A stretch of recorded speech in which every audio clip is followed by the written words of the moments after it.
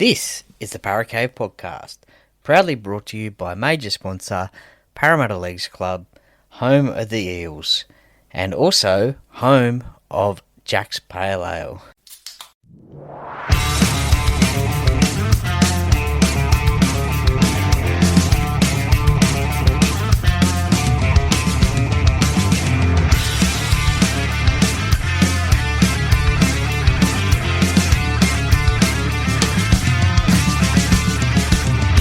Welcome to another episode of the Parra Cave podcast. And now over to your host, Troy Warner, broadcasting live from the world-famous Parra Cave. And yes, hello and welcome back to another episode of the Parra Cave podcast. Troy Warner here, and this is the game review podcast of the Eels' big victory, 30 points to 10 over the Manly Sea Eagles, played on Friday night at Commbank Stadium instead of at the Commbank Stadium. But it was attended by 13,425. It was a 5 tries to 2 victory, and Sean Russell got 5 goals as well, 4 conversions and 1 penalty goal, 16-10 at half-time. What a great victory for the Parramatta Eels. Of course, they were missing Mitchell Moses and Zach Lomax due to origin duty. The Manly Sea Eagles, look, they were missing a couple of players as well. Obviously, DCE to Queensland origin duty, and also Jake Trbojevic to HIA protocols. So they were missing a couple of players as well. But it was a really crucial game for Parramatta. They wanted to get off the bottom of the ladder. They wanted to prove that they could win a game without Mitchell and without Zach after that great performance up in Newcastle to get the victory there. And look, they got the job done. 5 tries to 2, as I said. Jordan Samrani, Joash Papali, Jack Williams, Isaiah Iongi, Jermaine Hopgood got tries, and as I mentioned, Sean Russell got 5 conversions. Look, it didn't start too well for Parramatta. Manly scored the first try of the game through Lehigh Hopewadi down that left-hand side. He got a second one in the 28th minute as well. It was pretty much a carbon copy of that first try.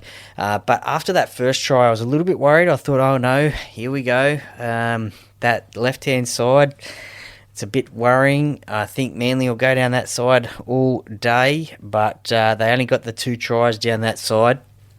But the first try for Parramatta, look, it was a very difficult start actually, because inside the first minute and a half, Will Penasini, my first try scorer, he actually went off the field with a HIA, and he unfortunately didn't return for the rest of the game. So he will miss the game against Penrith this Sunday afternoon, the local derby against Arse Rifles Penrith at Commbank Stadium. But that, with Will not returning to the field, it saw Joash Papali make his NRL debut. Now, a lot earlier than what he thought he was going to. He was named on the bench, a late inclusion into the side to make his debut, but after about a minute and a half, he got on the field. And look, congratulations to Joash. He made his NRL debut. He scored a try as well, which was great to see, that he scored Parramatta's second try a couple of minutes after Jordan Samrani scored the first try for Parramatta, and congratulations to Jordan as well. He scored his first NRL try as well. So a couple of boys scoring their first NRL tries. Also, a big shout out to Junior Paolo as well, playing his 250th NRL game. A massive effort for a front row forward, and there was a lot of family there. They had shirts made up. His son Mario is the ball boy as well, but really good to see him play a massive game in his 250th, and his teammates step it up around him as well, which they did. Jordan Samrani's try, as I said, he sort of slid across the line, to be honest. There was a couple of little kicks. The first one was knocked back by Dylan Walker. And then it was a sharp pass from Papali as well to Jordan Samrani, who scored. If you get the chance, go back and have a look at it. But it was a great pass, to be honest. And then that man, as I said, Joash Papali. A lot of people were calling for his debut a few weeks ago. He was happy to bide his time, and whenever it came along, it came along. Well, he scored a try on debut. Dylan Walker, he made the break. He got the ball to Dean Hawkins, who also had a magnificent game as well. His kicking game was pretty good. Obviously, his passing game was awesome as well. Made, I think, 20 tackles throughout the game. Kicked for about 646 metres, I think. But was one of the players of the game. I think he got 2 points in the Parra Cave Podcast Eels Player of the Year this week, as voted by you, and it was a pass from him to Joash, and look, he still had a little bit of work to do. The Manly defence coming across the field, he's just basically stepped inside. He was about 10 metres out, 10-12 metres out when he got the ball, but momentum, I guess, of the Manly players coming across field, he's just stepped inside and scored, and boy, wasn't he happy when he scored, and why wasn't he? It was his first NRL try. The next try before half-time, which actually gave Parramatta the lead going into half-time, was Jack Williams, who also had a massive game as well. Ran for 195 metres, made 32 tackles. Look, many are saying that he had his best Parramatta game last week against Newcastle. Some are even saying that he had his best game of his NRL career last week against Newcastle. Well, he certainly backed it up this week against Manly.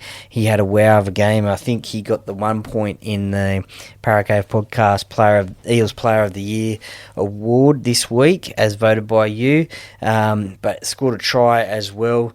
Funny thing, after the game, hung around a bit after the game as well. He actually went around the fence, was signing autographs, taking photos, and one of those autographs that he did sign was someone's budgie smugglers that they were wearing at the time. So probably a most unusual autograph request, but he was happy to do it. He had a bit of a smile at his face, bit of a laugh on his face when he did it as well.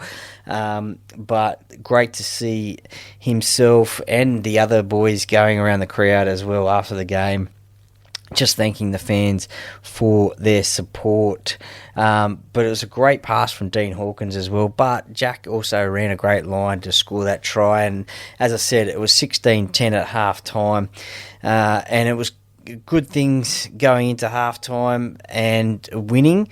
And it was what you wanted to do right after half-time. And that was score the first try after half-time. And Isaiah Iongi, who got the Eels Player of the Match in the Parra Cave Podcast Player of the Year, or Eels Player of the Year award, as voted by you. He got the 3 points, and pretty much everywhere you saw from Eels fans anyway, he got the man of the match. It was pretty much close between him and Dean Hawkins, but Isaiah got it, and gee, isn't he coming along quite well these days at fullback? He is learning his craft week by week, and really being one of the Eels' shining lights. There was a lot of talk at the start of the year with him coming in, being a rookie, taking over that fullback spot from the experienced Clint Gutherson. Fans were upset that Clint Gutherson was moved on. Well, he left to go to the Dragons for a better opportunity. Fans were upset. We had a rookie at fullback, but look, I think this is going to be hopefully a long future at the Parramatta Eels for Isaiah Iongi. Unfortunately for us New South Wales fans, he's a Queenslander, but we won't hold that against him. That's okay, as long as he plays great for Parramatta, which he has done this season. Look, it just shows you having a fullback with speed is a great attribute to have, because that was used in this try as he got the ball, he dummied outside, and it was just after half-time, and that's what you want going in just after half-time, to score that first try, increase that lead, because now I think it went to 22-10 at that stage, so 2 converted tries, the lead was getting bigger. and which is what you wanted to do. Jermaine Hopgood got another try for Parramatta in the 60th minute. Now, he played really well, I thought. He made, he was obviously 41 tackles. He's a tackling machine, scored that try as well. A lot of people have thought that probably he hasn't been used the best, or he hasn't been playing the best this season, but I think on Friday night he had one of his better games, if not his best game for Parramatta this season. And look, that'll give him a lot of confidence as well, I think, going into the next game against his former club, the Penrith Panthers, on Sunday. But just backing up in the middle, it was a pretty ugly sort of looking try. It was a most unlikely try. There was a little bit of a kick gone in, and somehow Parramatta came up with it again, and Jermaine got the pass from Isaiah Iongi and scored, as I said, what was most likely an unlikely try. But it was the last try of the game, and it took Parramatta to a 28 points to 10 lead, I think it was, or the penalty goal that Sean Russell, so it took him to 28 points to 10, and then there was a penalty goal in the 64th minute, which at the time I thought probably could Parramatta have kept that roll on and just got more, maybe more points than just the two. I was probably a little bit disappointed, actually, that they did go for those 2 points, but I guess the old adage is if you have 2 points on offer, then why not just go for those 2 points? If you can definitely get them, just increase that lead, which is what they did, and Sean Russell kicked it. They went out to a 20-point lead, more than 3 converted tries, so probably the smart option at the end of the day. So that was probably the smart thing to do, to be honest. Now, to the stats of the game, and as you know, I do love my stats. Love seeing stats about rugby league, and in particular Eels, but these stats are from Friday night with the Eels and the Manly game. And look, Parramatta actually had less possession than Manly, only 49% compared to 51% for Manly. Obviously less time in possession, about a minute and 3 seconds less time in possession, which actually shows you that they had to defend more as well. Parramatta actually had more sets, or they completed more sets, actually 88% completion rate compared to Manly's 87%. That was from 44 sets. Manly had 40 sets. Line breaks 5 to Parramatta, 3 to Manly. Tackle breaks 27 to Parramatta, 25 to Manly. So still a little bit of a concern there for the defence of Parramatta, but they were able to get the job done. There was a lot of times there where Manly had the ball down Parramatta's end, and Parramatta defended really well to get the victory. Offloads, and what I'm talking about defence there, offloads, Manly 15, Parramatta 6. There wasn't not enough, but there wasn't as much offloading from Parramatta in this game as we saw the week before. The concern for Parramatta was the offloads from Manly not wrapping up that ball in tackles. Obviously something to look at this weekend, or this week in training for next week's game. 1 forced dropout on each of the sides there. As I said, missed tackles, 25 to Parramatta, 27 to Manly. 1 intercept from Parramatta, and guess what? It was the milestone man, Junior Paolo, who got that intercept. Would have loved to have seen him run the length of the field and score a try in his milestone game, or just score a try in his milestone game, but wasn't to be. But it was a intercept from him as well, so great to see there. 5 penalties given from Parramatta, 6 to Manly, 1 ruck infringement each as well, 2 inside the 10 metres. Both used all 8 interchanges in the game. To some of the player stats and the tackles, and look, it's that man again, Riley Smith, up there, top of the leaderboard, 55 tackles. Absolutely amazing effort again. Some are questioning whether he should play 80 minutes or not, but look, I think at this stage it probably is a good thing. Until to get him used to first grade, I guess, week in, week out, gets through a lot of work, actually copped a knock in the Jats crackers from Hamoli Olakawatu as well at one stage, trying to tackle him. I noticed where I was sitting in the Swarm Bay towards the corner in the behind the goalposts, you actually get to see a little bit more down there, I think, in terms of side-to-side action as well, especially in that left-hand side. And at times you can just focus yourself on a player, and I did that a couple of times with Riley Smith. I just watched him in defence, and look, he would often be the player who was trying to charge down the kick on the fifth tackle. Also, too, he's a dog. He just tries everything. He's rushing everything. He's trying to tackle everything. And look, even if he gets bumped off from making a tackle, he'll just jump back up again and try and make the next tackle, or make that tackle in that set. So it doesn't matter. It doesn't worry him being bumped off. He won't get disappointed. He'll just jump back up on his feet and try and make the tackle. So 55 tackles to him. Jermaine Hopgood, as I mentioned, 41 tackles. Jack Williams, 32. Kutoni Kautoga as well. He had a great game. Now, it's only, I think, about his 8th or 9th game in first grade, I think. So a lot of people were doubting him as well, but he is one of the players that is getting better and better each and every week, I think. So I think he is solidifying his position in that side, in that second row position for Parramatta, that number 12 jersey anyway.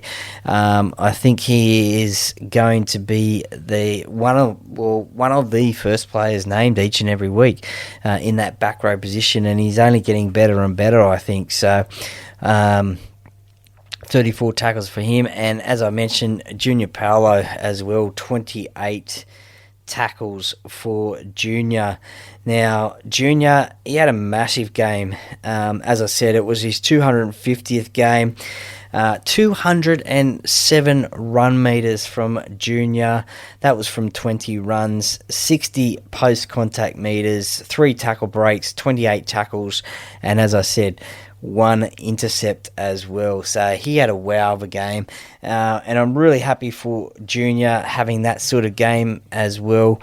Probably struggled a little bit with his new sort of body shape for this season.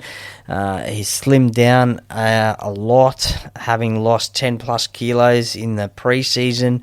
And I think he's now adapting to that and his new body shape, and it's really coming out. But he had a massive game and a real captain's knock. So congratulations to Junior on your performance on Friday night against Manly. To the run meters, and that man, Isaiah Iongi, 265 run meters. It was the most in the team. He scored a try as well, as I mentioned before. And I'm really liking the way he plays. Another ball playing option in the back line. And he's making his tackles in defence, and he's also catching those high balls as well. So, again, sitting behind the post where I do, you get to see these sort of things. I suppose a little bit better than what you do see on TV, but you can see his preparation for the fifth tackle and the like, and he is really coming along quite nicely. Junior 207, Jack Williams 195. Kit Kat, as we like to nickname him these days, courtesy of the Talking Parra podcast, 188 metres, and Jordan Samrani as well, 161 metres, 1 try as well. Look, he is going from strength to strength, I think. That was from 18 runs, 161 metres, also 15 tackles as well, 1 try. But he is going from strength to strength, and I think it's great to see these young players coming through the system and making that first grade team. And, sure, they may have a mistake or two in their game here and there, but they're only young, they're only learning. But I've been really impressed with Jordan Samrani in his career at the moment in the NRL, and I think he will be one of these players that is first picked as well for the rest of the season, because he is going from strength to strength. With Will Penasini being ruled out this week, it'll be interesting to see who takes that centre position. Obviously, Zach Lomax, if he comes through Origin okay, he will slot back into this team, probably on the wing, which is probably his best position, and which may see Sean Russell go back into the centre position and Zach Lomax go into the wing. Unfortunately for Dean Hawkins, he'll go back to New South Wales Cup. Mitchell Moses will come back into halfback.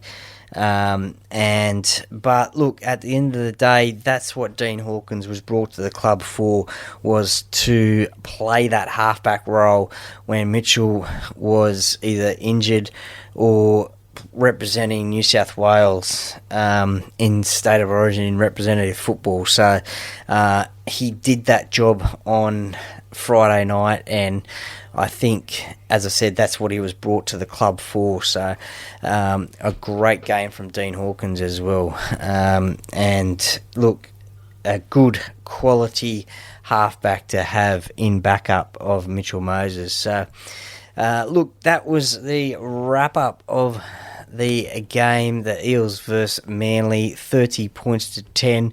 A very pleasing victory. It now sees the Parramatta Eels in 15th spot on the ladder. They've climbed 2 spots, courtesy of a better for and against than the Gold Coast Titans, who had the bye on the weekend, and the Newcastle Knights beating the Penrith Panthers 25 points to 6. So I know Lincoln at the Knighted podcast is very happy about that one, that is for sure. And so next week, the Eels they are the away side, taking on the Penrith Panthers at Commbank Stadium. So look, 15th versus 17th, and look, as I've said many a times before, and I'll probably say in the tipping podcast this week, it doesn't matter about the positions on the ladder of these rivalry / local derby games. The two sides really dig in, and look, it'll be interesting to see how both sides go. Parramatta with 2 New South Wales State of Origin reps, Penrith with 5. It'll be interesting to see how many of those Penrith players back up. I think all of them will back up, being a Sunday game, but also the situation that the Panthers find themselves. Look, they're only 3 points out of the 8. Parramatta only 2 points out of the 8. So every game from here on in is crucial for both clubs to get into that top 8 at the end of the season. The Broncos are on 12 points at the moment with a positive 42 for and against. So both Parramatta and the Panthers have a negative for and against, but it is getting the wins that are more important than for and against. Obviously, you don't want blowout scores, but getting those wins are more important. So both clubs not so far out of the 8, but Every game from here on in is crucial, but you'll hear more about that one in the game day preview coming up later this week. Not too sure when, but it will come out later this week. Cannot wait for this game, one of my favourite games of the year, even though it is a Penrith home game being played at Commbank. Usually, being a Parramatta fan living in Penrith, it is a bit of a boys' weekend, and we go to the footy at Penrith supporting Parramatta. But that's not happening this year. It is at Parramatta. So it is a Parramatta home game. Bit of an advantage for them as well, I guess. A little bit of one, but more of that in the game day preview anyway. But yes, very happy that Parramatta got the victory. It was the only team I got right in the tipping competition, so I only got one right this week. It was probably a hard week for tippers this week. So thankfully Parramatta got the win because I tipped them, and it was the only point I got. But very happy with that result and beating another arch rival, the Manly Sea Eagles. Thank you very much for listening to this game day or game review podcast of Manly versus Parramatta. I hope you guys as Parramatta fans really enjoyed that victory as well. Probably the best game that Parramatta have played as a team this season. I thought last week's win against Newcastle was pretty good, but look, this one was even better, wasn't it?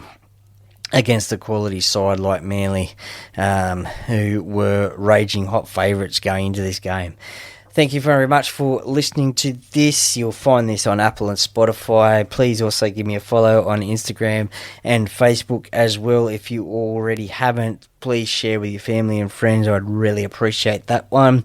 And the Parra Cave podcast, by the fan, for the fans. Go Parra! How you going, mate? Are you a Parra Cave podcast listener? I am, bro. It's a great podcast. Everyone tune in. Go Parra.